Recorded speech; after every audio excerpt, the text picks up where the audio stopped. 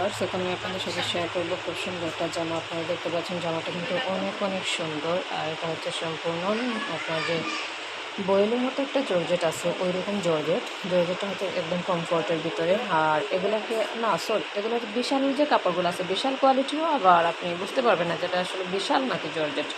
মানে কমফোর্টের ভিতরে একটা পাতলা জর্জেট, এটা খুব টিস্যু কাপড়ের ভিতরে স্মুথ কাপড়টা।